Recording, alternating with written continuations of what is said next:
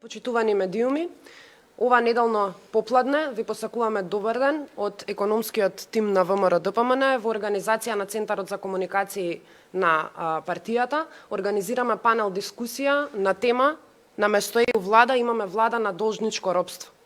Економијата со години на владење на СДСМ тоне, забележува пат, имаме погрешни политики кои што ја зголемуваат сиромаштијата, имаме ниски плати, а раст на трошоците, и за таа цел денеска ќе разговараме со Маја Кадиевска-Војновиќ, професор Трајко Славевски, потпредседателката Гордана Димитриевска-Кочовска и Анастасија Илиевска, заедно со мојот колега Димче.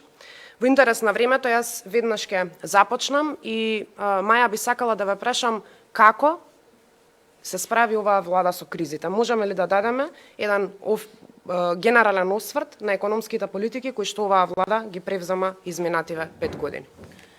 Благодарам, Марија. Она што ќе започнем да го кажеме дека најверојатно за оние што ја пратиме макроекономијата и воопшто економијата во Македонија, може јасно да кажеме дека оваа влада и со претходниот премиер и со сегашниот е веројатно една од најнеуспешните влади во справување со кризи.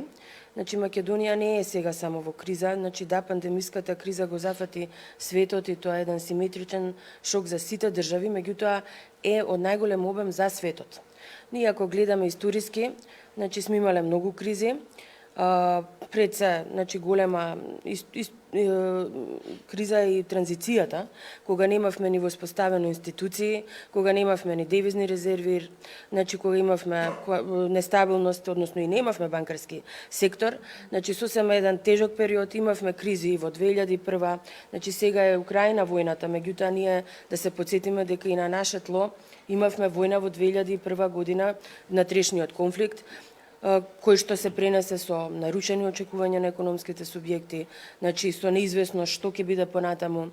Имавме криза во 2009 година, глобална финансиска криза, се пренесе во светска економска, памтам тогаш исто така, тоа ќе беше најголема криза во светот. Имавме 12 година, 11-12 во должничка криза во еврозоната. Еврото беше под ризик дали ќе опстане или не. Значи еврозоната како таква монетарна унија. Имавме, да ја потсетам, внатрешен конфликт 15-та, Куманово пукање, исто така безбедносен инцидент. 16-та шарена револуција, значи на улици со вандализам. 17-та имавме исто така политичка криза. Значи ние де факто во целиот овој период од 30 години самостојност како држава поминуваме низ кризи. Сега прашањето е каков е капацитетот на владите да се справи со кризите. Она што го гледаме е дека оваа влада нема капацитет да се справи со кризите и затоа ние граѓаните ги чувствуваме. Значи професорот беше министер, ја бев од другата страна во монетарната политика во 2008 година и сосема јасно памтиме каква беше таа епизода, многу слична на сегашната, висока инфлација, значи речиси идентични фактори на детерминација. Значи цени на храна раст на светски берзи, цени на нафтата, значи имавме исто така висока инфлација, меѓутоа во тоа време луѓето не ја чувствува инфлацијата. Значи не се, ја прашувам вака по народ, дали памтите дека ние исто 8,7% имавме инфлација и во таа далечна, еве да кажеме 2008 година, не памтат. Значи тоа е како се справуваат владите со кризите.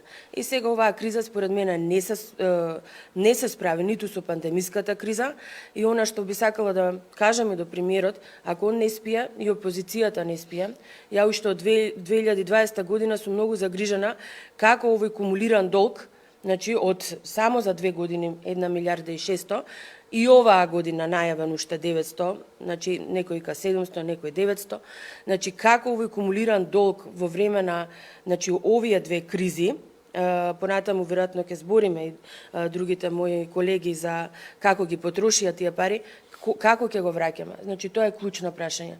Народот ја чувствува кризата заради тоа што менеджментот е катастрофален и од причина што оваа влада до сега значи не е проактивна, него реагира ретроактивно. И затоа, значи ние како опозиција имаме аргументи. Јас имам еден слајд со 12 аргументи, сите ќе се служиме дека има многу повеќе економски аргументи за предвремени парламентарни избори.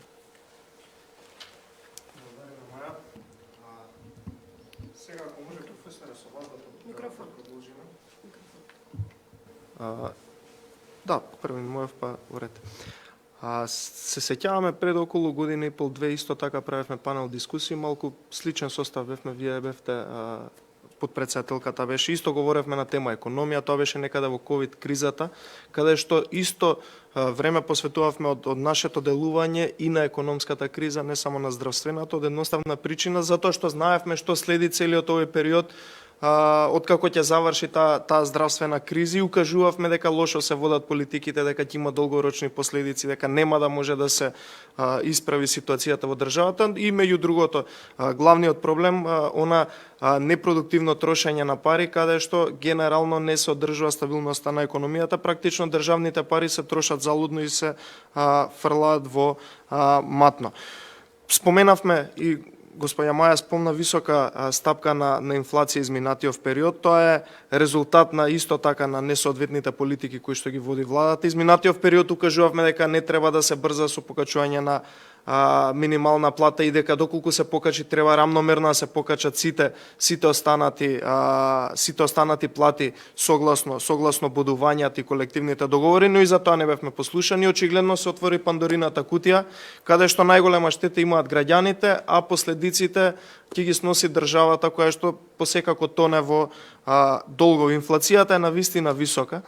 Дали може да дадете еден осврт како настана, како дојде до оваа инфлација и покрај толку укажувања? Од една страна слушавме стабилност од страна на владата и на монетарните власти дека нема да има висока инфлација, дека е стабилно. Од друга страна ги слушавме изјавите на коморите, стопанствениците, бизнисмените дека се очекува висока инфлација, што значи се разидоа нивните мислења. Дали ќе може да направите еден осврт како дојде до ова и кои може да бидат последиците во наредниве 6 месеци, 12 месеци или можеби подолгорочно? Добро, благодарам. Најпрво само ќе додадам неколку реченици на прашањето што беше за успешноста со справување со кризите. Јас мислам дека не треба, барем сега, да се тврди од страна на владата и тоа да биде изговор дека ова е најтешката, најдлабоката криза со која што се соочила Република Македонија, не знам, последните 30 години. Прво, транзицијската рецесија, што ја спомна Маја, беше многу подлабока и траеше со години. Исто така, секоја од останатите кризи, кризата што настана на економски план од војната 2001 година, понатаму кризата со глобалната рецесија 2007-2009 година, секоја си има своји специфичности. Но, внимавајте, јас тука, на она што беше кажано, конкретно ви додал дека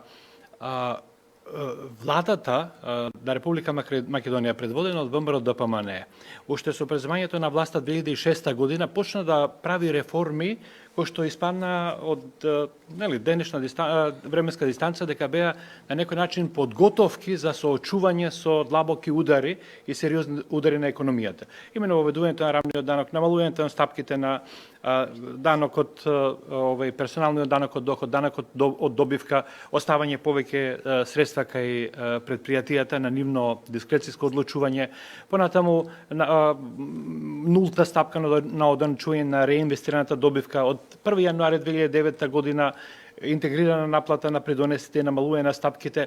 Сето тоа во услови на многу ниско ниво на јавен долг и помогна македонската економија во тие години да биде една од најуспешните во справување со кризата глобална во регионот, што сега не е случај. Наместо тоа, сега да одиме малку неколку години нанапред во периодот на преземање на власта од Социјалдемократскиот сојуз, наместо тие да спроведат некои реформи, да продолжат со реформи, она што го направија на економски план беше зголемување на неизвестноста, нестабилноста, еден неуспешен обид за рушење на системот на рамен данок, кој што добро е на време се откажа од таа намера. И никакви други реформи. Ево, например, критикува политиката на ВМРО ДПМН со субвенција во земјоделието, која што сигурно можела да биде подобра за зголемување на домашното производство. Но зошто, ево сега, во периодот 4 години и повеќе не направија нешто за да порасне, да се зголеми домашното производство на храна, да бидеме поподготвени сега кога настапи криза со цените на храната на на светските берзи и многу други такви прашања. Сега да се вратиме на инфлацијата. Видите, инфлацијата не е феномен што е предизвикан само од еден фактор. Како што сега се тврди, наводно дека таа е увезена, не зависи ништо од она што ние го правиме. Ајде, ако нам, да речеме, не ни веруваат или спорат со нашите укажувања, нека и погледнат официјалните документи на Меѓународен монетарен фонд од пред неколку години и сега и на Светска банка. Пред недела дена излезе извештајот за земјите од Западен Балкан, за економската состојба од Светска банка и таму има посебно поглавие, кратко, релативно, но многу добро напишано, морам да признам, за Република Македонија. Уште првата реченица стои дека инфлацијата во Република Македонија се забрзува од една страна заради растот на цените на храната и енергијата, но и заради притисокот, односно двоцифрениот пораст на минималната плата. Ова што вие нели го спомнавте, пошто да речем мислам дека е веќе јасно во јавноста кои беа мотивите, кои беа причините, повторно е на неподготвеност од популистички причини, нели додворување на некои слоеви да се применат популистички мерки, да се застане на половина и сега да имаме штрајкови или најави за штрајкови од, да речем, сите страни. Тоа е едната страна од работите. Значи, јасно е која е причината за високата инфлација. Мислам дека не се справи најдобро владата со мерките, на замрзнување на цените, па понатаму замрзнување на маржите, нула маржи и слично, се гледа дека цените и понатаму нели се на високо ниво и растат, со што стандард на граѓаните не е заштитен како што бил заштитен оно што беше спомнато претходно во некој од поранешните кризи. Сега уште едно прашање, со ова ќе завршам, е нели одговорот на монетарната политика или на Централната банка на овој предизвик со растот на цените. Мислам дека и тоа продира ова сваќање дека Централната банка предолго остана со многу ниска каматна стапка. Таа е каматна стапка што ја утврдува Централната банка и потоа влијае на останатите стапки. Мислам дека требаше да се реагира уште од минатата година, кога самите заклучило дека започнале да растат инфлацијските очекувања, како што во една најнова анализа колешката Маја кажува еден објавен труд, односно колумна. Тоа предизвика дополнителен притисок на цените, на девизниот курс и на трговскиот биланс и на платниот биланс во Република Македонија. Благодарам.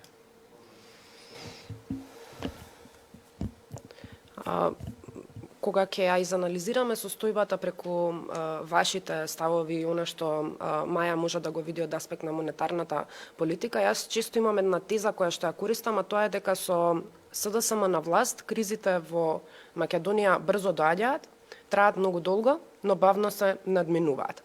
И сега, анализирајќи ги вака мерките кои што се превземени, завршуваат во еден извештај на Државниот завод за ревизија и горде тука со тебе би сакала да им објасниме на граѓаните што точно кажува Државниот завод за ревизија, колку е поразителен извештајот кој што беше излезен во јавноста и ако проблемот е при планирањето, тогаш завршува со дополнителен проблем при реализација на тие мерки, па те молам ако може да им објасниме на граѓаните што точно детектира Државниот завод за ревизија како лоши економски политики кои што СДСМ ги превзема во овој период.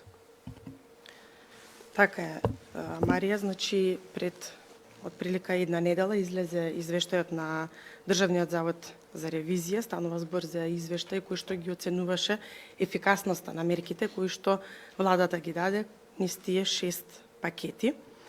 Ќе започнам од нешто, при тоа ќе го врзам со она Маја што го кажа колку биле неуспешни и дека во суштина владата постојано реагира отпосле. И точно тоа е на некој начин првата забелешка на државниот ревизор кој вели во периодот од 18 март до 22 јуни, точно оној ударниот период кога беше корона кризата, кога беше прогласена вонредната состојба, донесени се 250 уредби, од кои 43 90%, односно 108 уредби, се некакви измени на постоечките. Што вели државниот ревизор дека иако зборуваме значи навистина за една непредвидлива состојба, во исто време тој заклучува дека имаме и отсуство на сеопфатен план, анализа и оценка. Значи точно она што Маја го кажа, отпосле реагираат или воопшто не реагираат.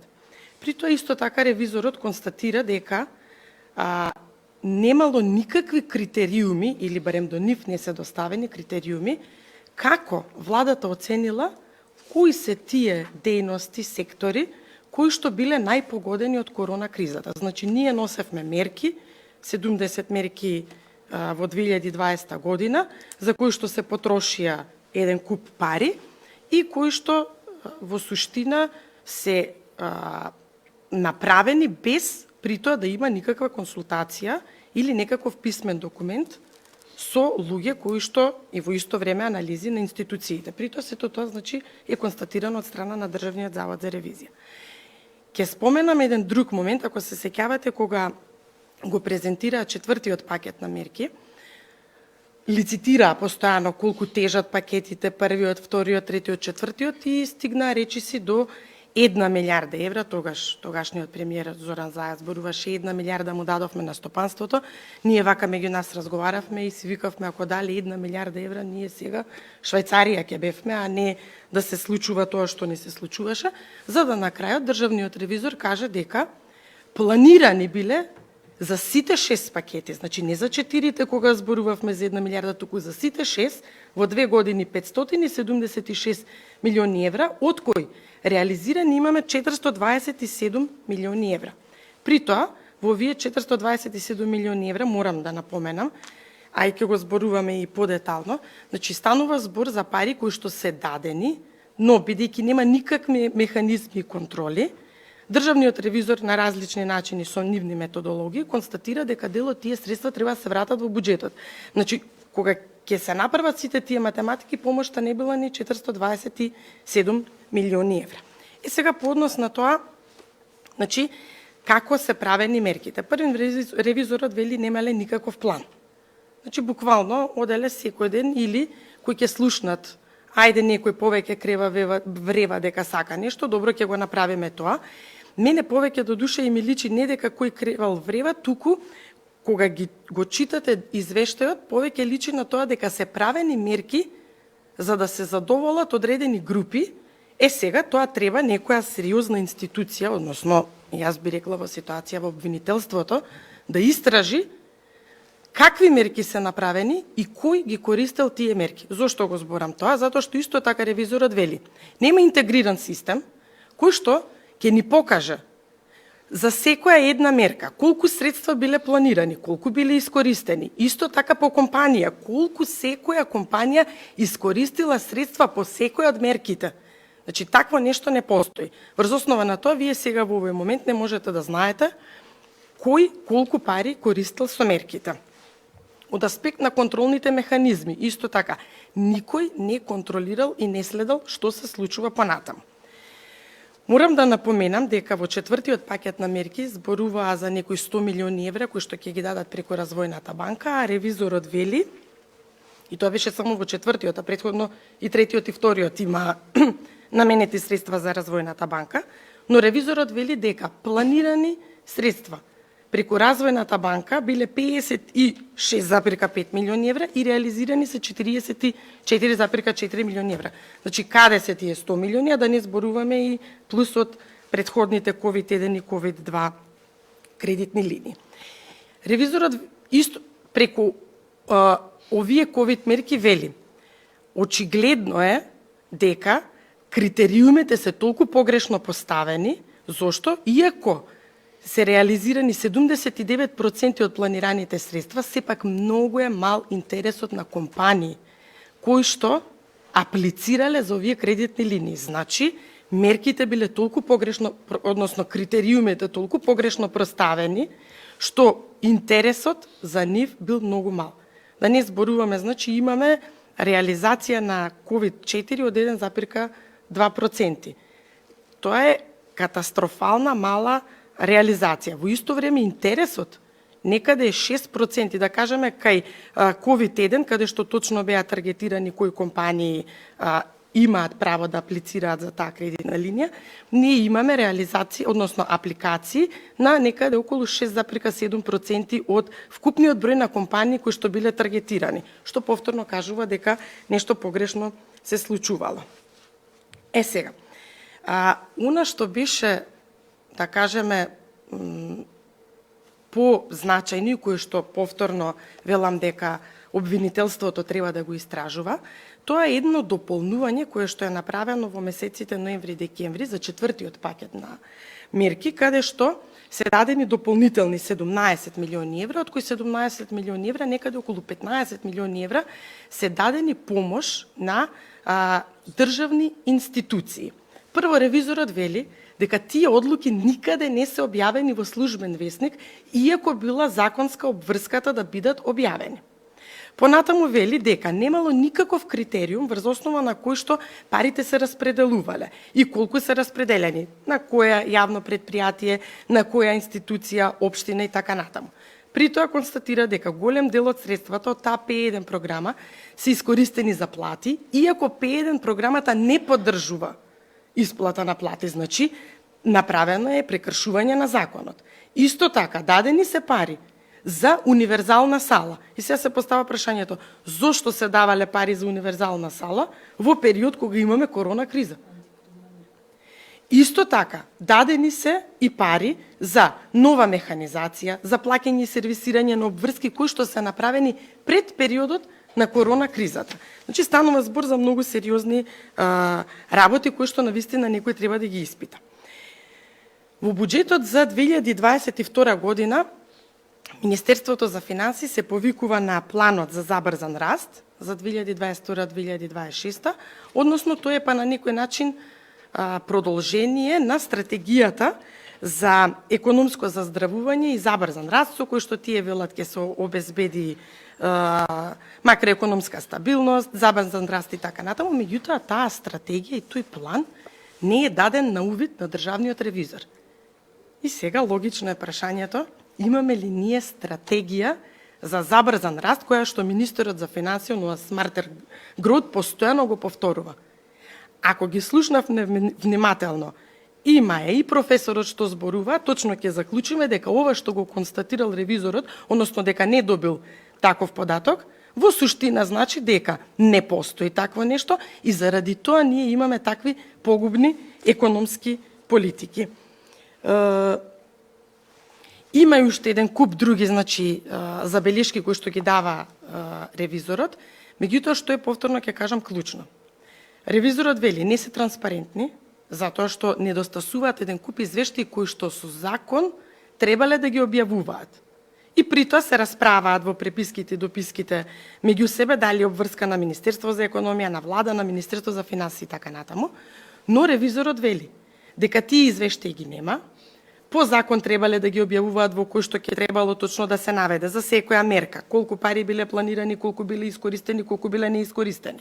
Понатаму, исто така во тие значи извештаи требало да се наведат во секој квартал кои се тие 50 најголеми компании, односно компании кои што добиле најмногу средства подносно овие мерки. Тоа го нема, меѓутоа има еден извештај од Министерство за финансии, објавен во февруари 2021 година, кој што извештај покажува еден куп недостатоци, меѓу кои клучното е дека има грешки во исплатата на средствата, односно математичка неповрзаност помеѓу тоа што они го презентирале и тоа што било исплатено од буџетот. Значи, еден куп пропусти, кои што навистина загрижуваат. Во нормални услови, јас сметам дека еден куп лица кои што тука се повикани, а тоа е целиот економски ресор, во суштина во владата, треба поднесе оставка. Ова само покажува дека ништо не работеле. И да не бил државниот ревизор да ги констатира работите, најверојатно од онаа мерка која што беше за исплата на нови пазари, конкуренција и така натаму, тоа се 19,5 милиони евра, има 33,3% од компаниите кои што не ја реализирале законски така како што требале да ја реализираат и врз основа на тоа треба да ги вратат парите во буџет. Ако ревизорот не реагирал, немало да се активираат мениците. Значи, сериозна е работата, а се враќаме на тоа дека овој извештај е само доказ дека владата спие и ништо не работи. Дури и тоа што треба по закон да го работи, таа не го работи воопшто. Да, би се надоврзала на Гурда.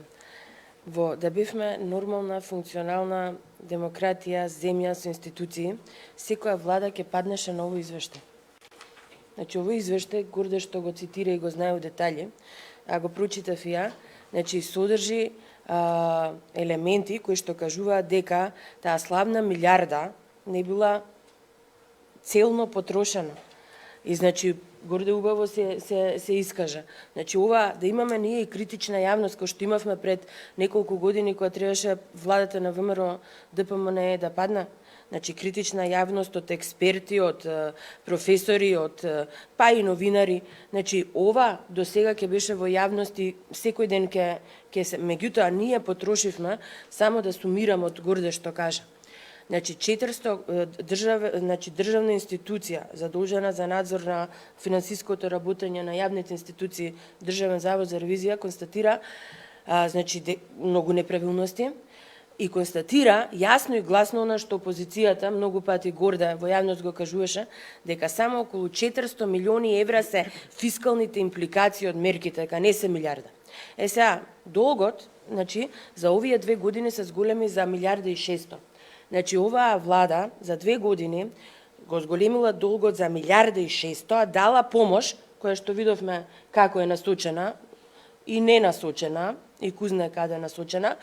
Значи, од 400, тоа е 1/4 од тие средства, значи 25%, отишле само за мерки. Па кај се остатокот од средствата? Зашто, ајде, ќе кажеме, 2020 падна приходите? Зашто не се консолидира од расходна страна? Зашто паметно не ги трошеа парите? Зашто ни требаат тие картички? Значи, ние, место сега да ги чувавме парите за плати на јавна администрација, која треба да има усогласување со инфлација, значи, за да не се намали животниот стандард, ние ги потрошивме сите средства на неплански, она што го констатира, повторно ќе кажам, официјална институција, значи, неплански распределени средства. Значи, само 1/4 од средствата отишле за мерки, антикризни мерки, остатокот е буквално на открирањето на долгот, кое што впрочем неколку слајда има, меѓутоа нема време, значи е највисоко, значи за овие 2 години во регионални рамки нашето кумулирање на јавниот долг е највисоко во регионов. И од Црна Гора, и од Србија, и од Косово, и од Албанија. Значи, доста со тие изговори креираме долг заради криза, заради мерки. Па еве, гледаме дека не се баш заради тоа, него заради тоа што не знаат ниту фискалната политика, ниту ја консолидираат и затоа ќе кажам повторно, и ние од опозиција не спиеме и затоа дебатираме овдека и ги будиме нонстоп и ги повикуваме на штедење и рационално трошење, заради тоа што сите ние, па и они и нивните деца, ќе ги отплаќаат тие долгови. Јас само накратко би се надоврзал пред Анастасија да продолжи. Во однос на сето ова, да, точно има голема дупка на тие пари кои што тие ги велат дека се потрошени како помош за компаниите, не знаеме каде завршиле. Јас би ја потсетил јавноста на неколку работи. Не е точно дека не работат ништо, тука не би се сложил, би бил малку ироничен. Зошто? Сметам дека многу работат, но работат за свој личен интерес. Зошто го велам ова? Затоа што сите се сеќаваме, не беше така одамна, неодамна беше, каде што ги фативме токму од ова место, од оваа говорница, обзнанивме голем скандал каде што се обидуваат да ги украдат тие пари кои што велеа дека се задолжени за да помогнат на граѓаните преку набавка на респиратори. Тоа беше навистина трагично и помалку смешно, затоа што во една таква криза, здравствена, економска, се обидуваат да исперат пари. Потоа имаме стотици такви случаеви каде што гледавме како се грабат буквално парите на граѓаните и како се топат парите на контото на државата кои што беа задолжени практично на грб на граѓаните за да може да се излезе од кризата. И сега наназад, кога велиме повторно знаеле дека има криза, изминативе неколку месеци, можеби половина година, гледаме дека трошат пари повторно на непродуктивни трошоци. Тука подпредседателката ја спомена универзалната сала. Јас би споменал дека Агенција за храна и ветерина има подпишано договор за изградба на зграда пред неколку месеци од 8,3 милиони евра. Што навистина сметам дека ако не им требало 30 години, можеле да издржат уште година дена додека се стабилизира ситуацијата. Да подсетиме дека над 50.000 евра се трошеа за пиење кафиња и стотици илјади денари за цвеќиња за разни непродуктивни трошоци. Така да воопшто сметам дека не е точно дека не работат, тие работат, но работат за личен интерес и за да ги украдат парите. Она кое што е многу сомнително преку сите тие мерки, верувам дека тука ќе се сложите, преку сите тие мерки најголем дел од фирмите кои што добија помош на некој начин и беа на први на списокот, беа фирмите кои што беа блиски до власта. И тоа е навистина жалосно, бидејќи за сметка на тие фирми многу други се затворија. Да потенцирам уште нешто, а нафрлам, па Анастасија ќе продолжи. Имаше една таква канонада до нас, луѓето кои што работиме со јавноста во партијава, од пораки, од докази од страна на фирмите, каде што луѓето кои што им нудат помош од државата гледаат на некој начин да им земат провизии, практично коруптивни сделки. Тоа е навистина жално, затоа што сите тие пари кои што се задолжени ќе ги плаќаме ние граѓаните. Сега имаме последен сет на мерки, 23 мерки кои што ги донесе државата. Повторно, нормално нема да има никаков резултат, но ќе може ли Анастасија малку подетално да ни објасните околу нив кои се очекувањата и како завршуваат тие мерки?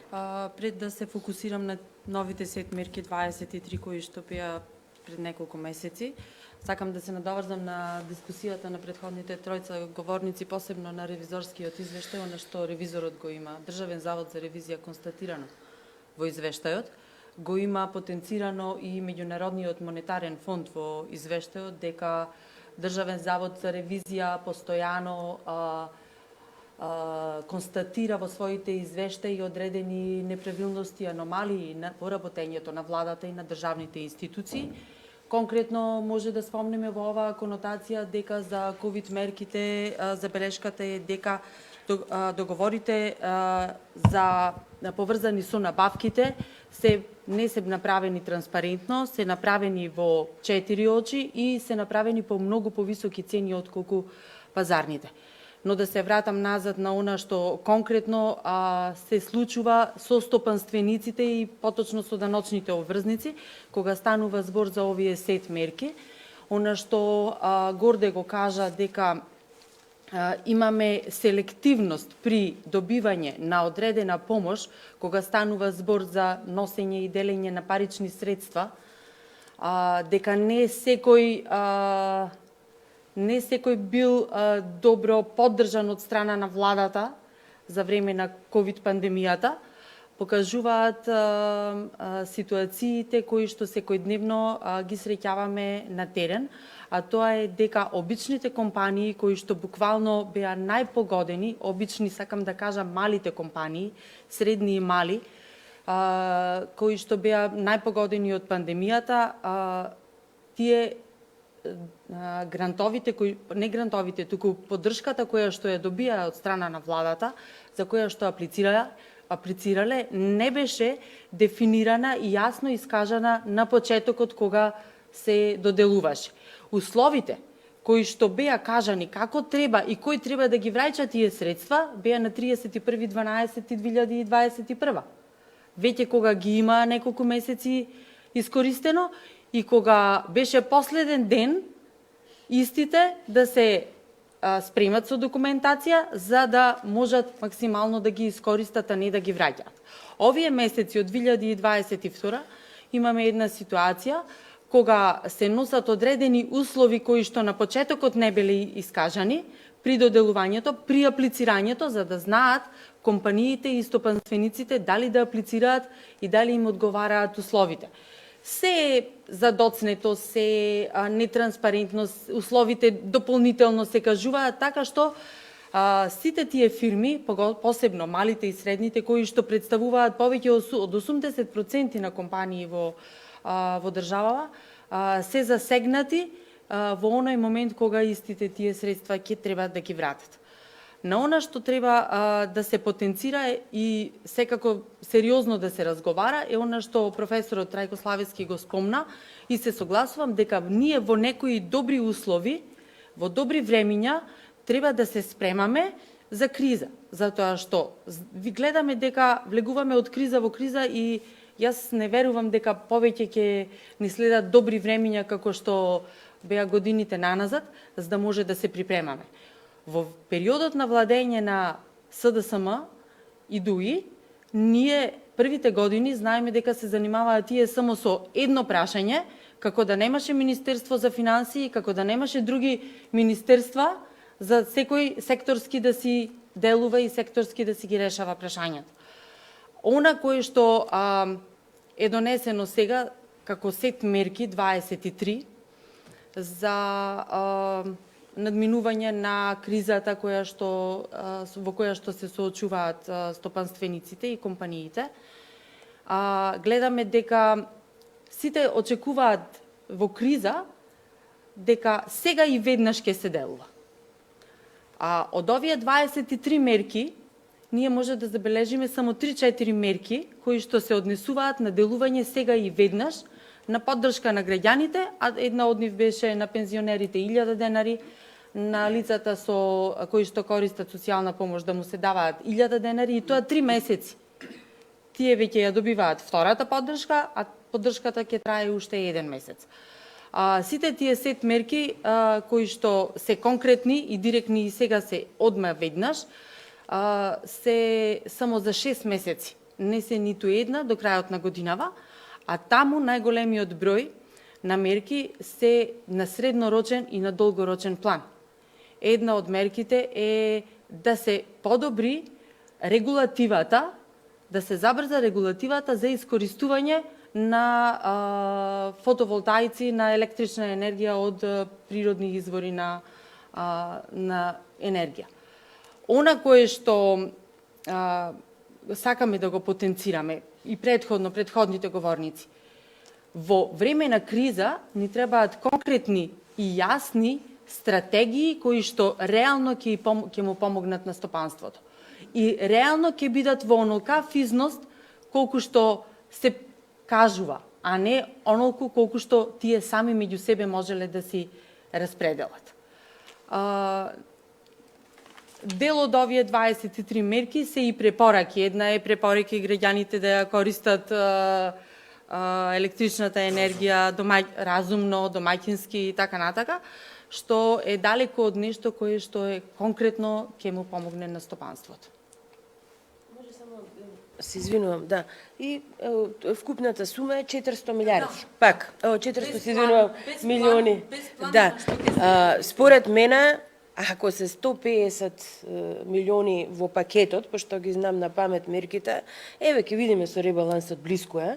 Значи, меѓутоа, пак сума која што е помпезно најавување, помпезно. Значи, критично за ова влада што не ги гледа реално проблемите во очи и сака да го излаже народот дека интервенира обемно, дека интервенира брзо. Значи, што не е точно во никаков сегмент. Значи, еве сега, конкретно платите се главна дискусија. Па, што не кажат зашто немаат пари за плати? Знаете зашто? Од 19, 20 и 21 имаат вработено во јавен сектор, значи овие години, кризни години, 15.000 лица. Значи, проценка груба. Па тие земаат маса на плати. Значи, повторно, и не ги кажува реално проблемите. Се намалува стапка на невработеност, основно економско непознавање. Запад ни се смее. Значи, се намалува од причина што невработените излегуваат од пресметка, одат во неактивни. Значи, не се иселуваат. Извини, морам да те надополнам. Има еден ревизорски извештај за трудот. Ова го и таму е констатира. констатирано Добре. истото. Да. Тоа е. Еве Маја да. Маја ги спомна платите, последното минималната плата, веќе може да ги видиме и ефектите од помпезно најавуваниот, и тој беше помпезно најавуван проект минимална плата и субвенционирањето од страна на владата. ефектите може да ги видиме минатиот месец, значи стануваше збор првично за нивна проценка од 70.000 лица кои што земале минимална плата и од 15.500 треба да земаат 18.000. Тука, најпрвен, има нерамноправност во приватен и во јавен сектор. Кога во приватниот сектор, каде што е целата тежина на собирање на даноци, вие му наметнувате од први да ја зголемат минималната плата, има тука 3.000 денари трошок за стопанственикот по лице, а вие го субвенционирате само 1.199 денари, 1.200 округло.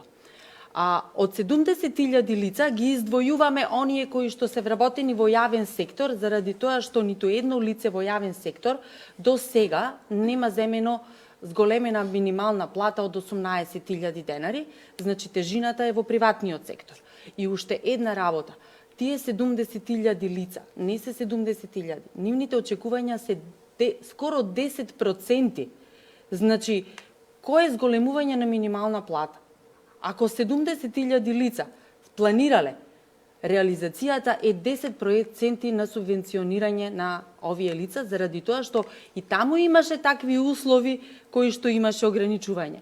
Ако претходно некое лице било поддржано од друга мерка од страна на владата, да биде исклучено од минималната плата. Кога ја спомнуваме минималната плата, ќе се согласиме сите дека професорот Славевски прв ја отвори дискусијата по однос на предлог мерката, но не во насока на за или против, туку во насока на кои ќе бидат домино ефектите од предложената мерка во конкретниот период. Професорот потенцираше дека е направена без стратегија, без план, без идни чекори кои што ќе донесат природен раст на платите. И ако констатиравме дека работењето без план и стратегија завршува со директен и конкретен извештај на Државниот завод за ревизија, ако велиме дека живееме во една демократска држава во која што поради ваков извештај владата ќе падне, ако велиме дека е потребно економскиот тим кој што носи погрешни економски политики да даде оставка, тогаш граѓаните сигурно си го поставуваат прашањето тогаш што работат институциите во овој момент и зошто не покриваат иницијатива за проверка каде се парите, зашто се потрошени овие пари, зошто јавниот долг е толку многу зголемен. Но одговорот на ова прашање е многу едноставен затоа што, како што кажа и Димса, не значи дека не работат, туку работат за своите лични и партиски бизнис интереси, кои што завршуваат со заробена држава која што нема да донесе промени иднина, туку напротив само ќе се зголеми долгот. Професоре, може да дадете еден коментар околу она што го отворивме како тема со минималната плата? Па видите, јас уште од средината на 90-тите години го следам ова прашање. Да спомнам за јавноста, тогаш се работеше 3 години се работеше стратегија за развој на Македонија до 2020 година во рамките на МАНУ со стотици експерти домашни и странски. Јас учествував во работа в делот токму за пазарот на трудот.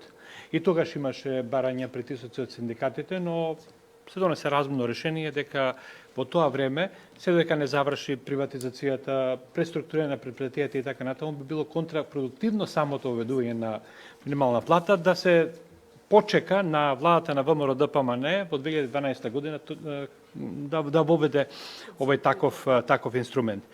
Сакам потстам дека има некои законитости и во економијата, нели, макар што не се како кај природните појави и науки.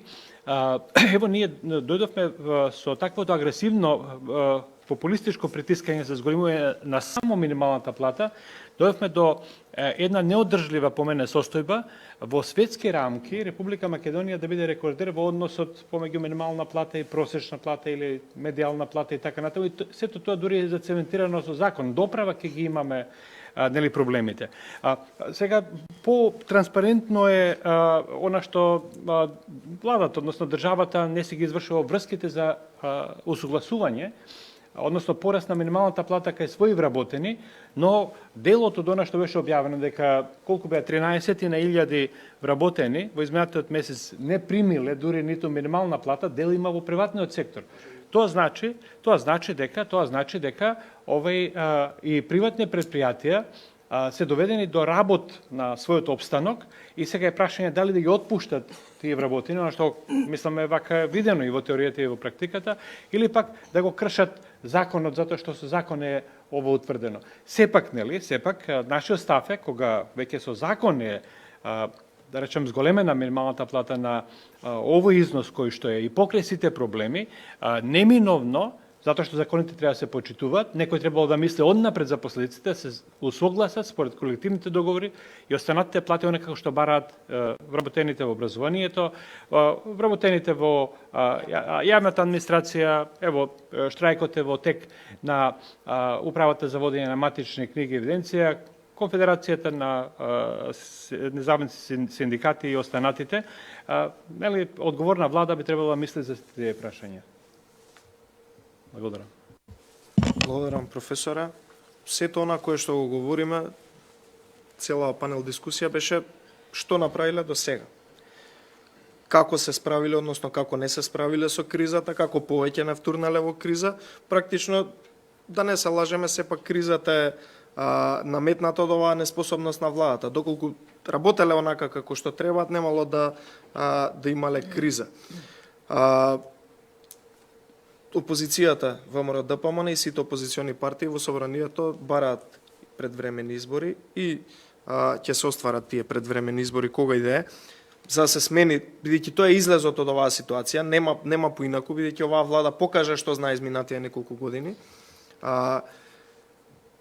Подпредседателке, директно ве прашам, еве до тука видовме што се случи. Дали има план за иднината? Дали знаеме како и што понатаму за да се среди сето ова кое што го наметна како хаос и национална катастрофа оваа влада? Јас денес најодговорно тврдам дека со оваа влада не да нема иднина, ние навистина ќе живееме многу тешко и да не кажам вака со народен речник, ќе поцркаме и за храна. Не случајно го зборам тоа. Денес зборував за извештајот на Државниот завод за ревизија во врска со ефикасноста на мерките. Има еден куп извештаи кои што ги има направено Државниот ревизор. И кога седнав да ги прочитам сите по еден по еден, прим бев шокирана од тоа дека и она што јас го очекував е надминато. Значи не сум можела ни да замислам колку тие не можеле да работат. Се прво морам да споменам нешто, зборуваме нели за тоа колку пари се потрошија. Точно е дека ги трошија за фирми блиски до нив, но не заборавајте. Зборуваме за пари потрошени во 2020 и 2021 година. 2 изборни години. Значи, точно овие пари служеле за корупција, криминал, подкуп за избори. 2 години имавме избори. Таму отидоа парите. И точно заради тоа велам дека треба обвинителство сериозно да се позанимава со овие документи. Сега, се сеќавате какви хистерии правеа на задолжувањето кое што беше 4 милиарди, ние денес веќе знаеме дека до крајот на годината ќе биде 8 милиарди. Тоа е сериозен износ, при тоа морам да напоменам уште една работа. Дали некој од нас видел нешто они да направиле со своји очи? Па нека биде и споменик и фонтана. Да го видиме.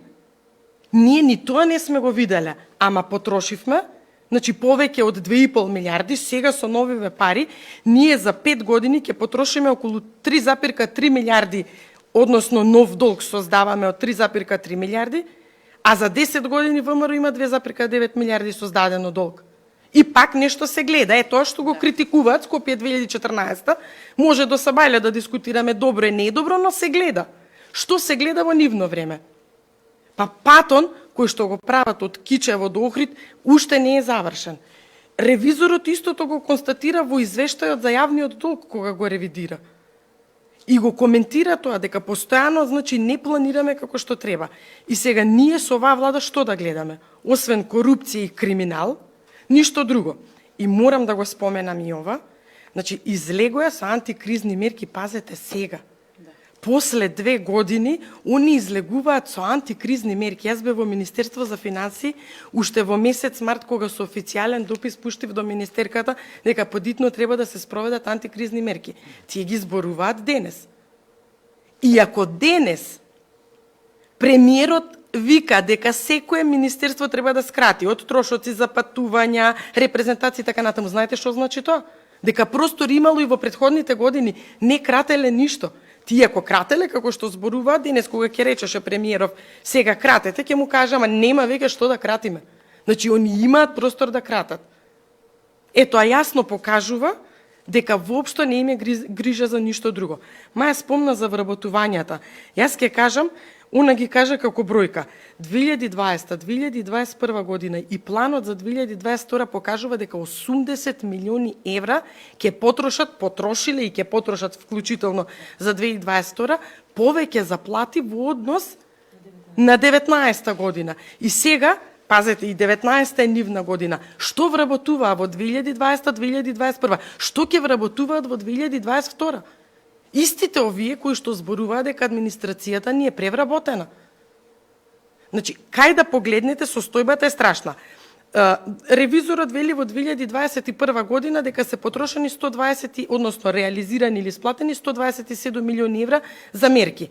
Кои ќе ги погледнете оние разни трансфери, каде што се трошат, нели, од таа ставка излегуваат тие трошоци, и кои ќе ги направите сите математики, ќе видите дека повторно во 2021 околу 70 милиони евра се прашуваме каде се потрошиле во однос на 2019. Во однос на 2019. А ако се вратиме на претходните години 16-15 колку се трошеле преку разни трансфери, износот е огромен. Значи, навистина корупција и криминал во секој дел и никој не се занимава. Го ставија генералниот секретар во притвор, што се случува. И само за тој фиктивен износ што беше за физибилити студија, па ово извештај го повикува на секоја страна и него. Ке се позанимава некој со ова? Или намерно го сместија, таму ќе го пуштат утре. Не е во ред. Само да не ја испуштиме, во и микрофонот е вклучен, во контекст на јавниот долг, познато е, ние сме елаборирале тука, ова огромно задолжување, нешто е од објективни причини, субјективните ги знаеме, расфалање со пари на секој, да речем, чекор заради популистички мерки. Во денови е актуелен најавуваниот проект за Коридорот 8 со ангажирање на американско-турската корпорација Бехтел и Енка. Јас си поставам едно прашање, нели тоа е, како што гледаме, проект милениче на политичката партија ДУИ, дури тие, како што гледаме по информациите што нашата партија ги презентира, се подготвуваат и за операционализација на тој проект од побуди само нив познати. Јас би го поставил следното прашање, нели и автопатот Кичево-Охрид, кој што е во изградба веќе подлог низ години или не е во изградба, е дел од тој Коридор 8. До сега, ако сум пропуштил нешто, исправете ме, не сум слушнал некој од ДУИ да се заложи за побрза изградба, завршување, затоа што и тоа поминува низ оној дел кој што господинот Али Ахмети го нарече прстенот на нацијата, треба да објасни што тоа значи. Значи, зошто не го завршиме прво тој дел од Коридорот 8, а да ги процениме последиците, ефектите од она што досега е непознаница голема, што ќе значи за зголемување на јавниот долг и дали тоа ќе е одржливо за оваа држава, задолжување за она што е предвидено, нели, со автоватот од Тетово до Кичево. Добро, ја би се надоврзала општо на дискусијава. Многу ми е жал што ВМРО ДПМН како политичка партија не ги доби изборите во 20-та година. Ги доби? Ги доби, меѓутоа не ја формира коалицијата, да. Ја не бев директно, индиректно бев вклучена, значи ја сакам партијата израсна со неза. Меѓутоа, значи оправдувањето, изговорот дека у криза сме, не треба избори. Па зар треба да чекаме уште една капитулација на оваа влада?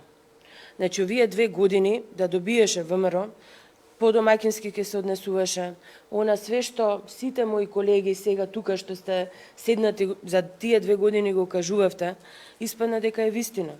Дека се крадело, дека се трошело, дека се расфрлале парите, дека фискалните импликации не се милиарда, него се многу помалку. Значи, сите оние настапи од економскиот тим на партијата и од вас, па до челникот, односно до председателот, биле вистина. И сега не треба избори, Треба да чекаме уште 2 години да не задолжат за уште дополнителна 1.600.000.000 да си отидат парите. Како ќе ги отплаќаме? Само една споредба, штета, јас зборам со бројки, значи со аргументи и немаме време за да бидат целосната и презентацијата. Значи, за 6 години, они пазарен долг издадоа од 1.900.000.000, отплатија некои стари еврообврзници, меѓутоа тоа издавање е двојно поинтензивно од она што го направи претходната влада на ВМРО ДПМН. Значи, во 2000 наредна година достасува еврообврзницата издадена во нивно време од 450 милиони. Потоа достасува од 700 милиони евра еврообврзница. Па за 2 години од таа уште 700. 1.900.000.000 пазарен долг. При раст на каматни стапки, рефинансирањето ќе биде многу скапо. Значи, не доведоа во една ситуација, и ќе заклучам и ќе застанам тука, она што гордо го вида, никој ништо не вида. Ниту помрднато камча, ниту направена асфалтирана улица, значи, хама затоа, полна име устата за проектот, кој што има алиби за све што сакаа да фрлат со дрва и камења против ВМРО. Меѓутоа, ја ќе ги прашам, кај е Филип II, односно Тоша Проевски сега арената, каде се сите спортски сали, каде се сите автопати што ВМРО не ги гледаат? Значи, тие се гледа и се крира во услови повторно, од почетокот кажав на неколку кризи. Сега ништо не гледаме, имаме задолжувања и не треба да дозволиме да останат, за да не задолжат и наредниве 2 години до регуларни парламентарни избори. Добро. Имавме прилично плодна дискусија. Најновата информација која што стига од страна на Народната банка е дека ќе се забрза инфлацијата, растот на инфлација, што значи дека она кое што го говориме го потврдуваат и луѓе од фелата, така да не останува ништо друго, освен да се оди на предвремени избори. Оваа ЕУ влада која што се прокламираше, а стана влада на должничко робство, да биде сменета. Споменавме неуспеси, ќе имаат најверојатно уште еден неуспех набрзо, но да почекаме. И единствениот излез повторно да потенцираме предвремени избори. Така да ви благодарам уште еднаш што одвоивте во оваа недела време да бидете со нас и со граѓаните кои што не следат. Очекуваме дека барем некој е седнат таму во влада или овие што не спијат ноќе слушаат што сте говореле, земале некој пример или совет, бидејќи очигледно своји идеи и знаење немаат, па ќе можат нешто да променат.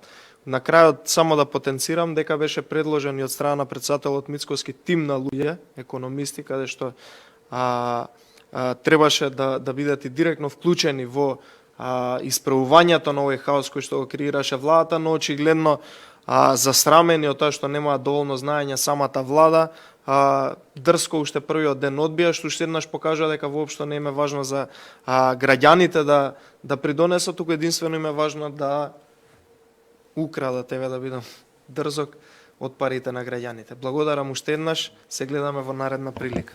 Благодарам и од мене.